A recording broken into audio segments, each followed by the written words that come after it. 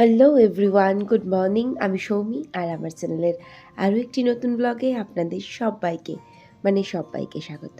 ঘড়িতে দেখতে পেলেন, আমি আশা করব এই 5:30 মতন বাজে। তো আমার একটু আগে ঘুমটা ভেঙেছিল, আর ঘুম ভেঙেই একটা ব্যাড হ্যাবিট আছে আমার, একটু ফোনটা হাতে নেওয়া, তারপর ভগবানকে প্রণাম করা।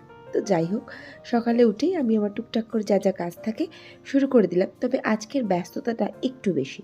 আজকে পয়লা বৈশাখ। ও হ্যাঁ, আমার পরিবারের সকল বন্ধুদের, আমার গুরুজনেদের, আমার থেকে যারা ছোট আছে সবাইকে শুভ নববর্ষ। নতুন বছর সবার ভালো যাক, এটাই আমি আশা করব। সুস্থতা কামনা করব প্রত্যেকের। সকলে ভালো থাকুন আপনারা। তবে একটা কথা, প্রত্যেক বছর পয়লা বৈশাখে আমি আমার মার থেকে শিখেছি, দেখেছি নতুন নতুন জিনিসপত্র কেনা, মানে বিছানার চাদর, নিজেদের জামা কাপড়, ঘরের কিছু এক্সট্রা জিনিসপত্র কেনা। কিন্তু এই বছর আমি কিচ্ছু কিনিনি। কিছু না কেনার পেছনে একটা বড় কারণ আছে। তো আমি ভেবেছিলাম কারণটা এখন আপনাদের সাথে শেয়ার করব না। তো থাক, আর কটা দিন পরে শেয়ার করব। তো যাই হোক, সকালে উঠে বিছানাপত্রগুলো গুছিয়ে নিলাম। আর যে চাদরটা পাতলাম, চাদরটা আমি পেতেছি এর আগে কয়েকবার, তবে চাদরটা বেশ নতুন। আর দেখলাম বাবুই কালকে রাত অবধি পড়েছে, কিন্তু বই খাতাটা সেভাবে গোছায়নি। তো ওই বই খাতার জায়গাটা একটুখানি গুছিয়ে দিলাম। তো এবার যুদ্ধ শুরু হবে। তো যুদ্ধ শুরু হওয়ার আগের মুহূর্তে একটুখানি বসে বসে ভাবলাম, চলো জল খেয়ে নিই, একটুখানি শান্তিতে একটু ফ্যানটা চালিয়ে বসে পড়ি। কারণ এরপর আমার হিউজ কাজ আছে। ঘরদোর ঝাড় দেওয়া, পরিষ্কার পরিচ্ছন্ন মোছা, ঠাকুর ঘরে যাওয়া, প্রচুর কাজ। আজকের দিনে মাকে দেখতাম আমি প্রত্যেক বছর মন্দিরে পুজো দিতে যেত, কোনো বাইরের মানুষকে নিমন্ত্রণ করে খাওয়াতো।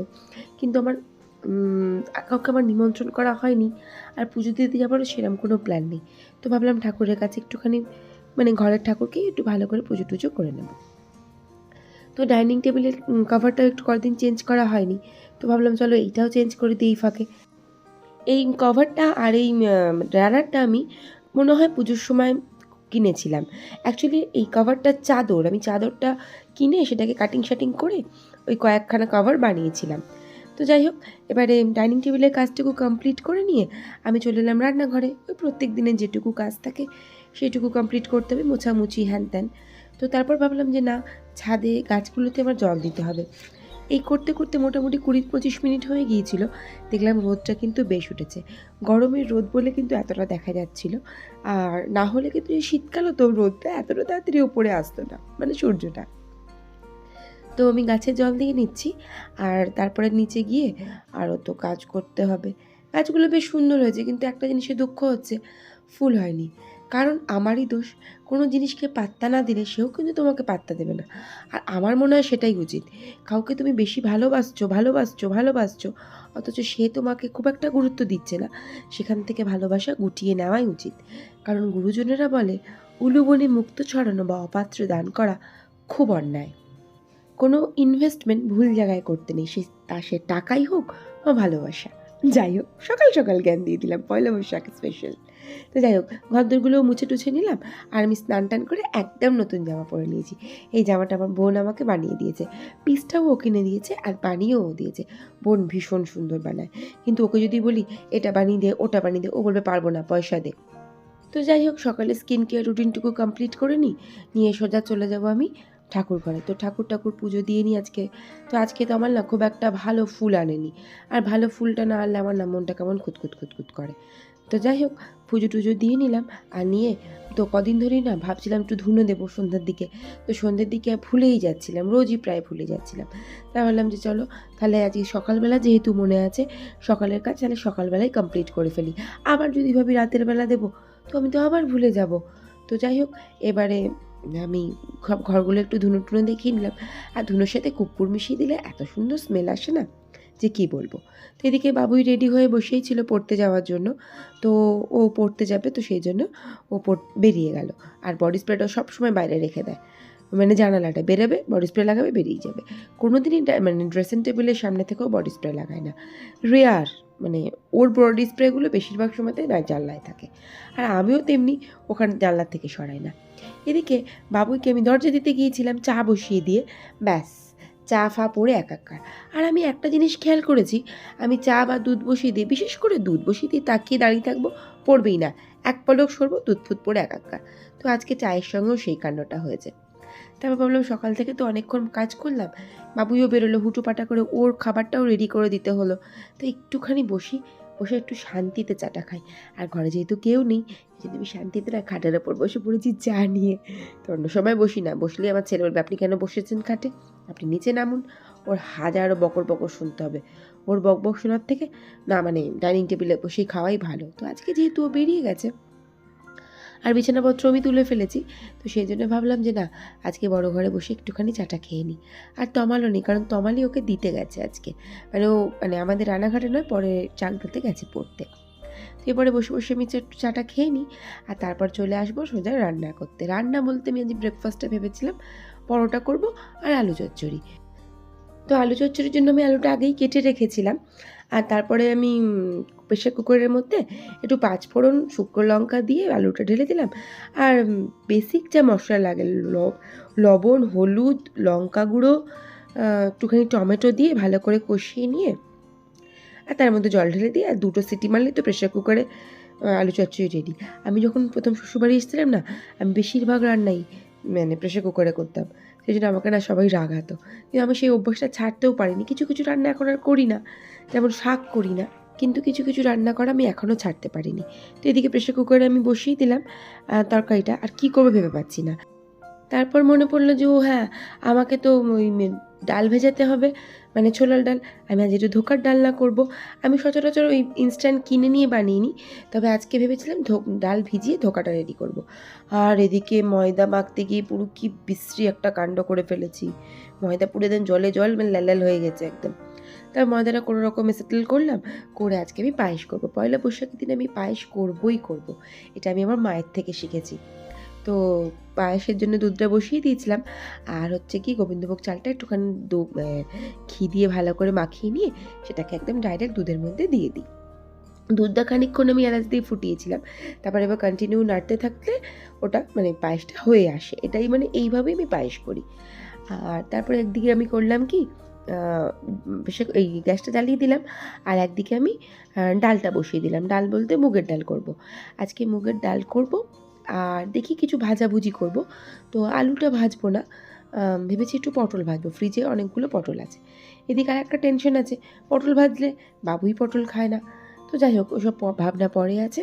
তো এই বলে আমি একদিকে ডালটা বসালাম, একদিকে পায়েসটা হচ্ছিল, আর আমি ভাবলাম কি আর একটা কড়া জেলে দিয়ে তার মধ্যে আমি চাটনিটা ভাবলাম করে নেব। তো আমি না পায়েসের মিষ্টিটা বেশিরভাগ সময় বাতাসা দিয়ে দিই, সাদা বাতাসা, আমার মনে হয় ভালো হয়। তো এদিকে পায়েসটা আমার কমপ্লিট হয়ে গেল, আর আমি পায়েসে একটুখানি লবণ দিয়ে থাকি। তো পায়েসটা কমপ্লিট করার পর একদিকে ওই ডালটা কিন্তু এখনও হয়নি, মানে ভাজাটা ইনকমপ্লিট আছে। আর আমি করলাম কি, ওই যে তেলটা কখন গরম করেছিলাম আমি সেখানে পটলগুলো ভেজে নিলাম। তো পটলগুলো ভাজা কমপ্লিট হয়ে গেল, আর তারপরে আমি করলাম কি, একদিকে মানে আর একটা কড়াই জ্বালিয়ে দিয়েছিলাম, সেই কড়াইয়ের মধ্যে চাটনিটা বসিয়ে দিয়েছিলাম, আর প্রেসার কুকারে ডালটা বসিয়ে দিয়েছিলাম, জল ঢেলে দিয়েছিলাম। তো তারপর ভাবলাম না চলো, ওখানে যে পায়েসটা কমপ্লিট হয়ে গেছে, পায়েসটা আমি ঢেলে ফেলি বলে পায়েসটাকেও আমি সুন্দর করে ঢেলে নিলাম, কারণ না ঢাললে তো আমি এই কড়াটাতে এই হাঁড়িটাতেই আমি ভাত করি। তো এদিকে আমার চাটনিটাও কমপ্লিট হয়ে গেল। তো তারপর বাবুই পড়ে চলে এসেছিলো, তো ওকে আমি খেতে দিয়ে দিলাম, আর ওর থেকে খাবার জন্য ওর সঙ্গে একটু ঢং করছিলাম। অনেকক্ষণ প্রেসিডেন্ট বাবুই তোকে আমি কি ভালোবাসি, ও বলছে ঘোড়ার ডিম, আপনি আমাকে ভালোবাসেন না, এইসবই করছিলাম মা বেটা মিলে। তো তারপর আমি একটুখানি শুক্তো করেছিলাম আজকে। আর আমি কিন্তু রেসিপিটা না পুরোটা শ্যুট করেছিলাম, কিন্তু ভিডিওটা এতটাই বড় হয়ে যাচ্ছে বলে আমি রেসিপিটা দিলাম না। আমি রেহান ব্লগে দিদিভাইকে আবার সরি বলে দিলাম। তো এদিকে আমার শুক্তোটাও বসিয়ে দিলাম, এদিকে আমার পায়েস হয়ে গেছিলো, আর এদিকে চাটনিও হয়ে গিয়েছিলো। সকালে ব্রেকফাস্টও কমপ্লিট করে ফেলেছিলাম। তো বেশ কিছু বাসন পড়েছিল, যে বাসনগুলো আমি মেজে নিলাম। তো তারপরে আমি একদিকে মাছটা বসিয়ে দিলাম। মাছ মানে আজকে একটুখানি সর্ষে বাটা দিয়ে মাছ করব। আর শুক্তোটা কিন্তু একদিকে হচ্ছিল, তো শুক্তোটাও কমপ্লিট হয়ে গিয়েছিল, আমি নামিয়ে দিলাম। আর তারপর আমি মুগের ডালটা বসিয়ে দিলাম, ওই তখন সেদ্ধ করে রেখেছিলাম ডালটা, সম্বর দিয়ে নিলাম। আর এদিকে মাছটাও মানে জলের মধ্যে মানে কী বলবো, গ্রেভির মধ্যে মাছটা আমি দিয়ে দিলাম। আজকে সর্ষে বাটা দিয়ে করবো মাছটা। তো বাস, ওদিকে টোটাল রান্না কিন্তু আমার কমপ্লিট। টোটাল বললে একটু ভুল হয়ে যায়, আমার ধোকা করাটা বাকি আছে। ধোকাটা বললাম না আমি তখন ডাল বেটে করব, তো সেই ধোকার জন্য আমি ডালটাকে ভালো করে কড়াইয়ের মধ্যে শুকিয়ে নিয়ে তারপর ওই কেটে কেটে সেটাকে পিস পিস করে ভেজে নেব। তো এদিকে আমি ভাতটাও বসিয়ে দিয়েছিলাম আর ওই ধোকাগুলো ভাজাও কমপ্লিট হয়ে গিয়েছিল। তো ধোকার গ্রেভিটাও আমি একদম সুন্দর করে রেডি করে নিলাম। কালারটা কিন্তু ব্যাপক এসেছিলো আর খেতেও কিন্তু বেশ হয়েছিল। তো মানে পুরো যদি আমি সত্যি কথা বলতে যদি সব রেসিপিগুলো দেখাতে যেতাম না, কেউ আমার ভ্লগ দেখতো না। তো যাই হোক, আমার এই রান্নাটাও টোটাল কমপ্লিট হয়ে গেল, মানে আমার টোটাল আজকের রান্না কমপ্লিট। আমি একটুখানি শান্তিতে হাত পা ছড়িয়ে বসলাম, কারণ সেই কখন উঠেছি ঘুম থেকে, বসতেই পারিনি। সব রান্না খুব তাড়াতাড়ি শেষ হয়েছিল, তবে ধোকাটা রান্না করতে গিয়ে একটু বেশি সময় লেগে গিয়েছিল। তো এরপর আমি একটুখানি হাতের মধ্যে ক্রিম লাগাচ্ছিলাম বসে বসে। তারপর মনে পড়লো, ও আমি তো লাসি করে রেখেছি আমি খাবো বলে। বাবুদের জন্যও করেছিলাম। তারপর মনে পড়লো যে না, এইমাত্র বেচারা জ্বর থেকে উঠেছে, ওকে কোনোভাবেই লাসি দেওয়া যাবে না, আর এতটা ঠান্ডা। তো জানি তো দেখলেই লোভ পাবে। তোকে আমি ভাবলাম যে দেখি কি করছে ব্যাটা, ওমান দেখি ফোন নিয়ে গেম খেলছে না কি করছে ভগবান জানে। তারপর যেই দেখেছে আমার হাতে লাস্সি, ব্যাস ওর তো খেতে ইচ্ছা করে যাবে, একদম তরপর করে উঠে পড়েছে। বললাম না, তোকে দেবো না, একটু গরম হোক তারপর দেবো। তো এদিকে আমার রান্নাঘরও টোটাল পরিষ্কার পরিচ্ছন্ন করে গোছানো হয়ে গিয়েছিলো। আর আপনার সাথে রান্নাটা একটু শেয়ার করে দিই। শুক্তো করেছিলাম আমি আজকে, আর হচ্ছে গিয়ে মুগের ডাল, আর হচ্ছে গিয়ে আজকে আমি রান্না করেছিলাম মাছ, মানে সর্ষে বাটা দিয়ে মাছ, আর রান্না করেছিলাম আমি আজকে গিয়ে হচ্ছে আপনার ধোকার ডালনা। তো দেখতেই পেয়েছিলেন ধোকাটা করেছিলাম। অ্যাকচুয়ালি সব রান্নাই দেখিয়েছি।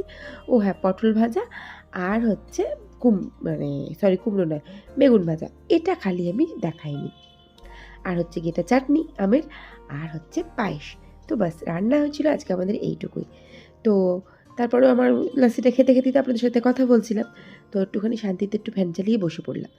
দিয়ে তারপর সবার কিন্তু খাওয়া কমপ্লিট হয়ে গিয়েছিলো। এখন ঘড়িতে বাজে না 4টে। আমার একটুও খিদে ছিল না। তো সবাই খেয়ে উঠে যাওয়ার পরে আমি বসেছিলাম খেতে। ওদের খাওয়া অনেকক্ষণই কমপ্লিট হয়ে গিয়েছিল।